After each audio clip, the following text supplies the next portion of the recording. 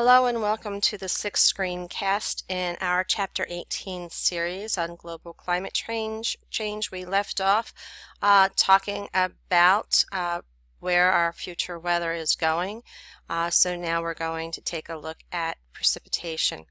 The warmer the atmosphere is, it's going to speed the evaporation and it's going to hold more water in the atmosphere and that's going to increase the water vapor amount within our greenhouse gases. We're going to see that precipitation will increase worldwide by 2% over the last century. And we're seeing that some regions are receiving more precipitation than usual and others are receiving less. I think you can all agree that it seems like when we get our weather alerts that we're seeing more extreme weather, and we're seeing a half an inch to an inch to sometimes 2 inches of rain falling at a time during our wet seasons and our summer, and we're seeing a greater intensity of thunderstorms and higher winds that are happening. That's our area, but we also have to consider that there are areas that droughts have become more frequent and severe. Droughts have a negative impact on agriculture. We know that they create soil erosion to happen at a faster rate. Obviously, they reduce water supplies, and when it's dry, they can trigger many fires. When we look at heavy rains like we've been getting, they contribute to flooding. How many times have we seen flash flood reports happen with the storms that we've been getting? The flooding is going to kill people. It's going to destroy homes. It's going to inflict billions of dollars of damage. I remember 20 years ago, there was a major storm, and the street where I live off of, Keswick Avenue, that was like a river. We called it the Keswick River, and there was so much water on it, cars were floating down the street. Trash cans were floating down the street. The water came up to our second step. It was so deep. And they're going to see an increased intensity of this. The wet areas are going to get wetter and the dry areas are just going to get drier. So let's take a look at this graphic, and when we see this is the precipitation that is projected to change for the decade between 2090 and 2099. And when we compare it, we're looking at the decade of 1980 to 1999. The browner shades, the darker, which I would call green, but maybe they're brown, indicate less precipitation, and the bluer shades indicate more. The white indicates areas where the models did not agree. This map was generated using an intermediate emissions scenario that involves the average global temperature rise of 5 degrees Fahrenheit by the year 2100. Okay, so we can see the areas. Again, there's discrepancy here, but we can see that there's going to be a decrease in these darker areas. And take a look. This is our rainforest area. This is our rainforest area. This is already part of Europe, but this is already kind of dry in Saudi Arabia and the upper parts of Africa. This is going to become drier as well, that we're going to see.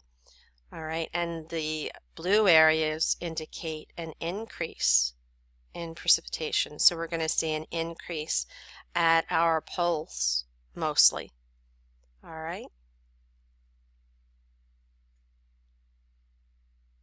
What we are seeing is extreme weather is becoming the new normal, and the sheer number of extreme weather events has caught everybody's attention.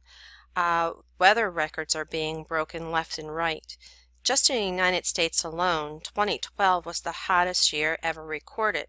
It was on average 1 full degree Fahrenheit hotter, with over 34,000 daily high records that were set across the country, compared to years ago that only had about 6,700 daily records. So this is a this is really a huge change. In March of 2012, we saw a freakish heat wave. We saw severe summer drought, and then Hurricane Sandy hit and caused over $60 billion in damage to the East Coast states. So these types of events have been increasing since 1970, from what we've seen. A climate scientist, James Hansen, revealed that summer temperatures since 1950s have become not only warmer, but also more variable.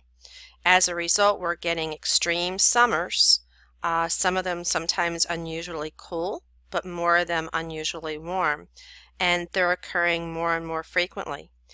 The insurance industry has taken a look at these patterns because they're paying out money for the major storm, droughts, and floods that hit.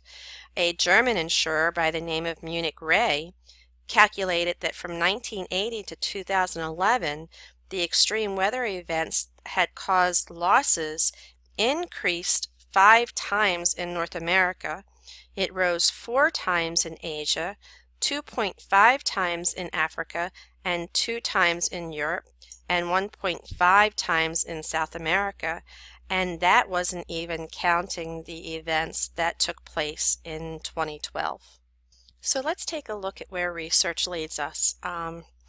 Again, researchers have been very conservative in stating climate trends and how they influence the probability of what the weather may be like on any given day. And there has been no single particular weather event that can reliably attribute to climate change.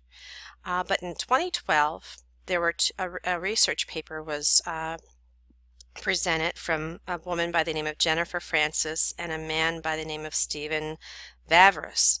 And they outlined a mechanism that may explain how global climate warming may commonly lead to more extreme weather.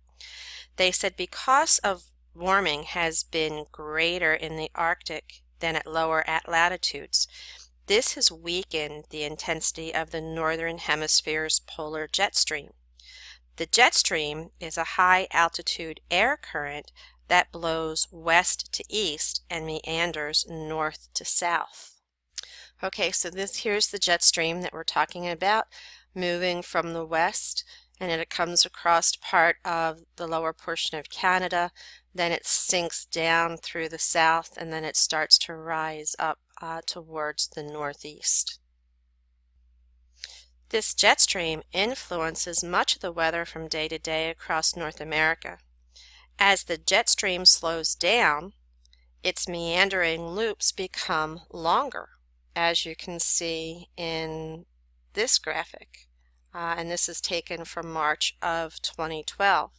These long lazy loops move west to east more slowly, and they may actually get stuck in the north and the south orientation for long periods of time. So this creates persistent cold weather and persistent hot weather. Meteorologists call this an atmospheric blocking pattern. It can block the eastward movement of the weather systems and hold them in place. So what happens is a rainy system that would normally move past a city in a day or two might instead be held in place for several days. And this can result in flooding. Or dry conditions over a farming region might last 2 weeks instead of 2 days, causing a drought. Cold spells can last longer, and hot spells can last longer as well because of this deeper loop system that happens. In March 2012, the temperatures that we experienced, the warmer records, resulted after the jet stream became stuck in place. So additional research has supported Francis and Vavris jet stream hypothesis, and if it continues to be strengthened by further data, it will provide a valuable explanatory mechanism for how climate change can bring extreme weather to North America and Europe. So let's talk about what all this warming does to our glaciers, our mountaintop ice. because we're seeing major changes. Our mountaintop glaciers are disappearing. Between 1980 and 2011, the World Glacier Monitoring Service estimated that the world's glaciers on average have lost a mass equivalent to 49 feet, and that's a vertical thickness of water. We're seeing that glaciers on tropical mountains have disappeared completely. And in Glacier National Park in Montana, only 25 of the 150 glaciers that were present at the park's inception remain. And scientists are estimating that by 2030 that they will all be gone. So let's take a look. Here is Jackson Glacier in 1911. This is referred to as a terminus, or the flow of the glacier, because it actually moves. Glaciers don't stay still, they actually move. Here's Jackson Glacier in 2009. This is where that terminus was located. You can tell by the formation of the rock. So what we are seeing is a loss in the amount of ice that is present. The mountains, this is significant because the mountains accumulate the snow in the winter and they release that meltwater gradually during the summer, and 1/6 of the world's people that live in the regions of these mountains depend on that mountain meltwater as their water. As warming temperatures are diminishing the mountain glaciers, this is going to reduce the summertime water supply to millions of people and likely force whole communities to look elsewhere for water or even move. The warming temperatures are also melting vast amounts of Arctic ice. Not just mountain ice, but Arctic ice. And our recent research reveals that the immense ice sheet that covers Greenland is melting faster and faster. At the other end of the world, in Antarctica, the coastal ice shelves, the size of Rhode Island, have disintegrated as a result of contact of warmer ocean water. At the same time, increased precipitation in supplying Antarctica's interior with extra snow making its ice sheets thicker than even as it loses ice around its edges. So we're getting snow from precipitation, but the edges are losing that ice. So melting ice exposes darker, less reflective surfaces, and it decreases the albedo, and that is the capacity to reflect the light. A lower albedo means that more sunlight is absorbed and it causes more melting to happen, and this is considered a positive feedback. As the Arctic sea ice is disappearing, nations are rushing to exploit underwater oil and mineral resources made available by newly opened shipping lanes. So that's one of the economic benefits, but again, it's going to have some detrimental effects as well. Our permafrost, which is permanently frozen ground, is thawing. So this is going to destabilize soil and buildings that were built on the permafrost. It's also going to release methane that has been trapped in that ice for thousands of years, again creating another positive feedback loop. We're seeing that all of this runoff from the melting glaciers is going to cause sea levels to rise. As the ocean water is warming, it's also going to expand its volume, and we've got to think of that as well. This thermal expansion is the primary cause of current sea level rise. Sea levels rose from about 1.8 millimeters per year from 1961 to 2003 and 2.9 to 3.5 millimeters per year from 1993 to 2010. Even small rises in sea level will lead to erosion of the beach, coastal flooding, intrusion of salt water into aquifers, storm surges, which temporarily rise sea levels, damage towns and businesses.